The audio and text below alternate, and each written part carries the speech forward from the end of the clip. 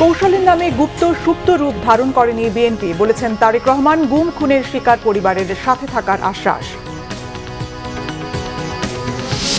কুমিল্লায় হাসনাতের মনোনয়ন বৈধ, মঞ্জুরুলের আবেদন নামঞ্জুর। পরিবর্তন আসছে পোস্টাল ব্যালটের ডিজাইনে, জানিয়েছে ইসি। সিলেট ওসমানী মেডিকেলে ইন্টার্ন চিকিৎসকদের ওপর হামলা, প্রতিবাদে অনির্দিষ্টকালের কর্মবিরতি, চরম ভোগান্তিতে রোগীরা।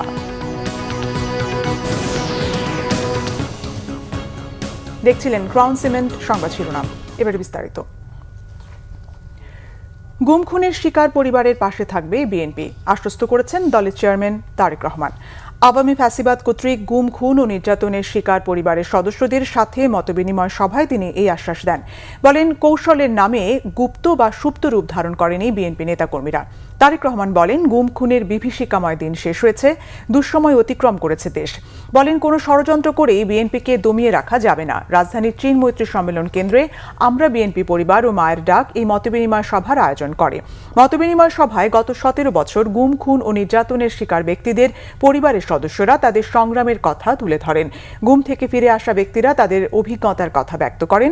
এ সময় এক আবেগঘন পরিবেশ তৈরি হয়। গুম ইস্যুতে চলমান মামলাগুলোর দ্রুত নিষ্পত্তির প্রত্যাশা করেন তারা। বছরের পর বছর ধরে অসংখ্য গুম খুন, অপহরণ, মিথ্যা মামলা, হয়রানি, নির্যাতনের বড় বিএনপির একজন নেতাকর্মীও কিন্তু রাজপথ ছাড়েনি। কৌশলের নামে গুপ্ত কিংবা সুপ্ত বেশ ধারণ করেনি বিএনপির কর্মীরা। যে দলের নেতাকর্মীরা অন্যায়ের বিরুদ্ধে এ ধরনের আপোষহীন ভূমিকা রাখতে পারে, সেই দলের বিরুদ্ধে ষড়যন্ত্র কিংবা অপপ্রচার চালিয়ে কেউ এই দলকে দমন করে রাখতে পারবে না। ত্রয়োদশ জাতীয় সংসদ নির্বাচনে মনোনয়নপত্র গ্রহণ ও বাতিলের বিরুদ্ধে আপিল শুনানির 8ম দিনের কার্যক্রম চলছে। কুমিল্লা 4 আসনে এনসিপির হাসনাত আবদুল্লাহর মনোনয়ন বৈধ এবং মঞ্জুরুল আহসান মুন্সির আবেদন বাতিল করেছে ইসি। আগারগাঁওয়ের নির্বাচন ভবনে শনিবারের এই আপিল শুনানির কার্যক্রম সকাল 9টা থেকে বিকেল 5টা পর্যন্ত।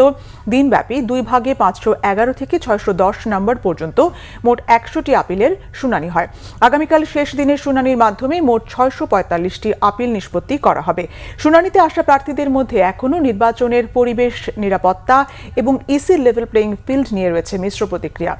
ইসিতে এসে নির্বাচনে মিথ্যা তথ্য সহ বিভিন্ন হয়রানির অভিযোগ আনেন বাংলাদেশ খেলাফত মজলিসের আমির মাওলানা মোহাম্মদ মামুনুল হক। এদিকে পোস্টাল ব্যালটের ডিজাইনে পরিবর্তন আনতে যাচ্ছে নির্বাচন কমিশন, তবে বিদেশে প্রবাসী ভোটারদের জন্য পোস্টাল ব্যালট ব্যবস্থায় কোনো পরিবর্তন আনার পরিকল্পনা নেই বলে জানিয়েছেন নির্বাচন কমিশনার আব্দুল রহমান এল মাসুদ। সমাজে ভিন্ন মতের বৈচিত্র্য জারি রাখা অত্যন্ত গুরুত্বপূর্ণ বলে মন্তব্য করেছেন সিনিয়র সাংবাদিকরা। রাজধানীর কৃষিবিদ ইনস্টিটিউটে সম্পাদক পরিষদ এবং newspaper owners association of Bangladesh NOAB আয়োজিত গণমাধ্যম সম্মেলনে তারা এই কথা বলেন। সম্পাদক পরিষদ সভাপতি ও নিউ এইজ সম্পাদক নুরুল কবির বলেন, অভ্যুত্থানের মধ্য দিয়ে যখন একটি গণতান্ত্রিক উত্তরণের মধ্যে আছি, তখন জুলাই অভ্যুত্থানের নামেই জুলাইকে ব্যবহার করে জুলাই চেতনাকে ধ্বংস করার অপচেষ্টা হচ্ছে। সাংবিধানিকভাবে 2টি প্রতিষ্ঠানকে সুরক্ষা দেওয়া হয়েছে, এটি রক্ষা করতে হবে বলে মত তার। সমাজে ভিন্ন মত থাকবে, ভিন্ন কণ্ঠ থাকবে, ভিন্ন ভিন্ন ভাবে মানুষ কথা বলবে। এই বৈচিত্র্য জারি রাখা অত্যন্ত গুরুত্বপূর্ণ। বলেন, নিজেদের মধ্যে একদিকে যেমন সংঘবদ্ধতার প্রয়োজন, সম্মিলিত প্রয়াসগুলো গ্রহণ করার প্রয়োজন সব প্রতিবন্ধকতার বিরুদ্ধে, তেমনি গোটা সমাজের মধ্যে এই চিন্তা সঞ্চার করতে সবাইকে সম্মিলিতভাবেই সহযোগিতা করতে হবে। সঠিক ইতিহাস চর্চার মাধ্যমে নতুন প্রজন্মকে গড়ে তুলতে হবে বলে জানান ঢাকা 6 আসনের বিএনপির মনোনীত প্রার্থী ইশরাক হোসেন। তিনি বলেন, সুষ্ঠু নির্বাচনের মাধ্যমে দায়িত্ব পাওয়ার সুযোগ এলে এবং সরকার গঠিত হলে ঢাকার ইতিহাস ও ঐতিহ্য সংরক্ষণ এবং তা সঠিকভাবে উপস্থাপনে পদক্ষেপ নেওয়া হবে। শনিবার রাজধানীর ঐতিহাসিক আহসান মঞ্জিলে নবাব স্যার সলিমুল্লাহর জন্ম ও মৃত্যুবার্ষিকী উপলক্ষে আয়োজিত এক আলোচনা সভা ও শ্রদ্ধা নিবেদন অনুষ্ঠানে এসব কথা বলেন তিনি। শিক্ষা খাতে ঢাকা বিশ্ববিদ্যালয়ের গুরুত্ব তুলে ধরে বলেন, একটি জাতির মেরুদণ্ড হচ্ছে শিক্ষা ব্যবস্থা। তিনি বলেন, বাংলাদেশের শিক্ষার মূল কেন্দ্রবিন্দু হিসেবে ঢাকা বিশ্ববিদ্যালয়ের ভূমিকা অনস্বীকার্য। এ সময় ঢাকার উন্নয়নে নবাব পরিবারের অবদানের কথাও তুলে ধরেন বিএনপির এই নেতা। একই সঙ্গে অভিযোগ করেন, দীর্ঘদিন ধরে ইতিহাসকে রাজনৈতিকভাবে বিকৃত করা হচ্ছে। যারা সম্মানের উপযুক্ত তাদের সম্মানিত করা হচ্ছে না বলেও অভিযোগ তার।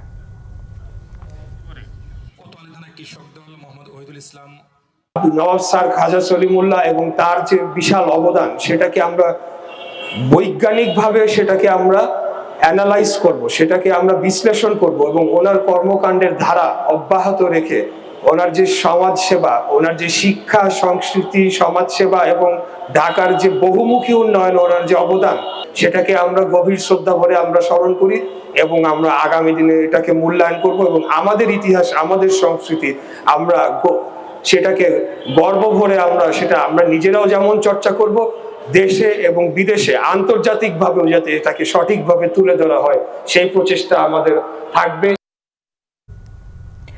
Sylhet MAG Osmani medical college হাসপাতালে ইন্টার্ন চিকিৎসকদের ওপর হামলার প্রতিবাদে অনির্দিষ্টকালের কর্মবিরতিতে নেমেছেন তারা। প্রত্যক্ষদর্শীরা জানান, গতরাত 11:30টার দিকে হাসপাতালের 4র্থ তলার 4 নম্বর ওয়ার্ডে রোগী ও তাদের স্বজনদের সঙ্গে ইন্টার্ন চিকিৎসকদের বাগবিতণ্ডা হয়। এক পর্যায়ে রোগীর স্বজনরা তাদের উপর হামলা করেছে বলে অভিযোগ করেন চিকিৎসকেরা। এ ঘটনায় অবিলম্বে দোষীদের গ্রেপ্তার ও দৃষ্টান্তমূলক শাস্তির দাবি জানিয়ে তাদের অনির্দিষ্টকালের এই কর্মবিরতি। এতে ব্যাহত হচ্ছে চিকিৎসা সেবা, ভোগান্তিতে পড়েছে রোগীরা। সিলেট ওসমানী নগরে 3 বাসের মুখোমুখি সংঘর্ষে 2 জন নিহত হয়েছে, আহত অন্তত 10 জন। পুলিশ ও স্থানীয়রা জানান, সকাল 7টার দিকে ঢাকা সিলেট মহাসড়কের সোয়ারগাঁও এলাকায় এনা পরিবহন ও ইউনিক পরিবহনের সঙ্গে গাইবান্ধা থেকে আসা শ্যামলী পরিবহনের মুখোমুখি সংঘর্ষ হয়। এতে ঘটনাস্থলেই 2 জনের মৃত্যু হয়। খবর পেয়ে ফায়ার সার্ভিস ও স্থানীয়রা হতাহতদের উদ্ধার করে সিলেট ওসমানী মেডিকেল কলেজ হাসপাতালে নিয়ে যায়। দেশের বিভিন্ন জায়গার আরো কিছু খবর নিয়ে দেখুন ডেস্ক রিপোর্ট। গৃহায়ন ও গণপূর্ত উপদেষ্টা আদিলুর রহমান খান বলেছেন, সরকারি আধা সরকারি প্রতিষ্ঠান সহ সবাইকে জুলাই সনদের পক্ষে, শহীদদের আকাঙ্ক্ষার পক্ষে গণভোটে হ্যাঁ রায় দিতে হবে। শনিবার কক্সবাজারে শহীদ সুভাষ মিলনায়তনে জেলা প্রশাসন আয়োজিত গণভোট 2026 সংক্রান্ত জনসচেতনতা সভা শেষে তিনি সাংবাদিকদের এসব কথা বলেন। বাংলাদেশে ফ্যাসিস্ট ও দানবীয় সরকার আর যেন না আসে, তার জন্য ইতিহাস থেকে শিক্ষা নিয়ে সবাইকে ঐক্যবদ্ধ থাকার আহ্বান জানিয়েছেন বিএনপির যুগ্ম মহাসচিব খায়রুল কবির খোকন। শনিবার দুপুরে নরসিংদী সরকারি কলেজ মাঠে জেলা কৃষক দলের উদ্যোগে দোয়া মাহফিল ও শীতবস্ত্র বিতরণ অনুষ্ঠানে প্রধান অতিথির বক্তব্যে তিনি এ আহ্বান জানান। ত্রয়োদশ জাতীয় সংসদ নির্বাচন উপলক্ষে খুলনাবাসীর প্রত্যাশা শীর্ষক নাগরিক সংলাপ হয়েছে। খুলনার সংসদ সদস্য 6টি আসনের প্রার্থীদের সাথে সকালে খুলনা প্রেস ক্লাবে বৃহত্তর খুলনা উন্নয়ন সংগ্রাম সমন্বয় কমিটির উদ্যোগে সংলাপটি হয়। সাবেক প্রধানমন্ত্রী বেগম খালেদা জিয়ার রুহের মাগফিরাত কামনায় দোয়া ও শীতার্ত মানুষের মাঝে কম্বল বিতরণ করা হয়েছে সাভারে। পৌর এলাকার কর্ণপাড়া মসজিদ মাঠে আয়োজিত অনুষ্ঠানে প্রধান অতিথি ছিলেন বিএনপি নেতা আলহাজ রেফাতুল্লাহ। খাগড়াছড়ি শহরের খেজুর বাগান কবরস্থান পরিষ্কার পরিচ্ছন্ন করেছেন যুবদলের নেতাকর্মীরা। জেলা, সদর উপজেলা ও পৌর যুবদলের নেতাকর্মীরা এই কবরস্থান পরিচ্ছন্ন কর্মসূচিতে অংশ নেন। জেলায় বিএনপি মনোনীত প্রার্থী ওয়াদুদ ভূঁইয়ার নির্দেশে এই উদ্যোগ নেওয়া হয়। Bangla vision news desk. এই ছিল এখনকার মতো। পরের সংবাদ সন্ধ্যা 7:30টায় দেখার আমন্ত্রণ রইল।